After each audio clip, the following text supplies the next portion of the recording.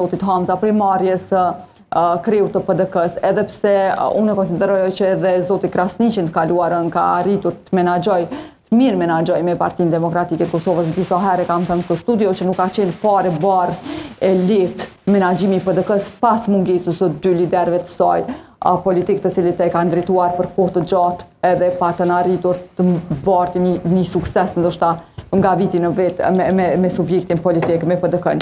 Për të kësaj, zëvendësimi i zotit Hamza me zotin Krasniqin nuk i dija ka qenë i qelluar.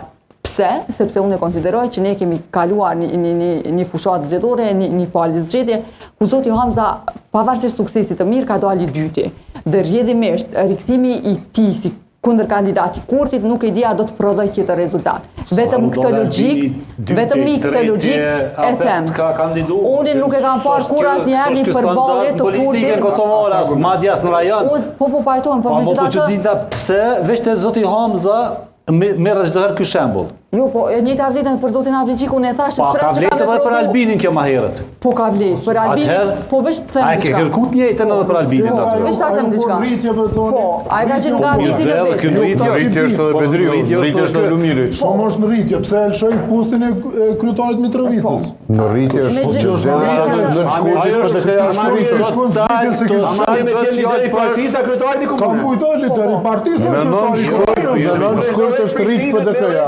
me në shkurt është rritë e LDK-ja, nuk janë zvënglu. Unë e konsideroj që ka qenë shumë e udhës, që kësaj radhe ta kemi një ballafaqim të zotit Krasniqi me zotin Kurtin, ndoshta edhe për shkak të faktit që nuk e kemi parë një ballafaqim të tillë të kaluarën e për shkak të këtij mirë menaxhimi që unë e konsideroj.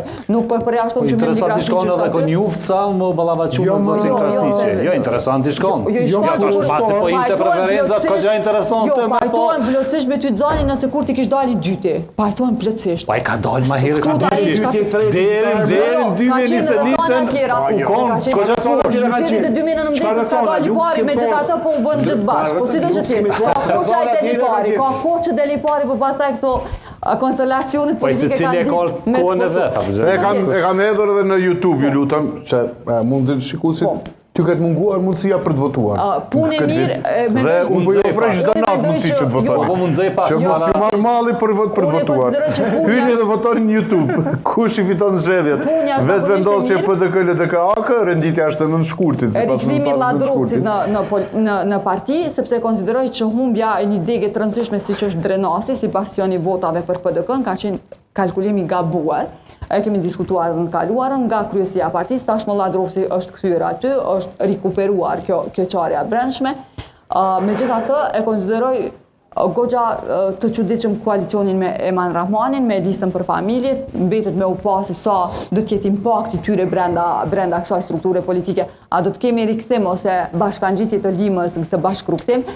E dyshoj shumë për faktin që unë e konsideroj zotin Limaj në kuptimin e asaj çfarë paraqet për politikën në vend, e konsideroj goxha figurë të rëndësishme potente brenda PDK-s që do të mund të shkaktonte tërmet tek mbështetja që potencialisht do ta merrte në terren. Në mungesë të dy liderëve politik që kanë historikun e luftës, e konsideroj që do të mund të përfitonte zoti Lima nga mbështetja e madhe që ka në PDK, e pak më pak figura tjera që do të ndiheshin të lënë në. Si do t'i ndikojnë rezultat dalja me këta këshilltarët e presidentit Trump? Tenton me ik pak Fatimi. Vedri se kjo është tema. Po, që i kthehemi temës. Do ta rris votën e Hamzës apo e konsideroj që prej 2019-s në këtë vend është provuar të thuhet që Kurti është anti-amerikan. Gjithmonë kemi shkuar çdo proces zgjedhor me këtë. Po ju kujtoj edhe një herë miq të dashur, kolegë të nderuar, që në Republikën e Kosovës votojnë qytetarët e Kosovës. Me këtë zgjedhje ke shkuar 2019. A ka mundësi të sa për jurnalistë të dashur të mirë me zonë dhe s'po më faleminderit shumë arve. E konsideroj që ky është argumenti vetëm dhe qytetarët e Republikës së Kosovës e dinë që Shtetet e Bashkuara të Amerikës nuk i shesin armatim, nuk ndërtojnë strategji të përbashkëta mbrojtje, edhe nuk takojnë zyrtarët më të lartë të Departamentit të Mbrojtjes, qytetarë zyrtar të një shtetit me të cilët nuk kanë raporte të mira. Dhe ne këtë bashkëpunim e kemi të shenjtë, e kemi të rëndësishëm dhe këtë bashkëpunim e kanë të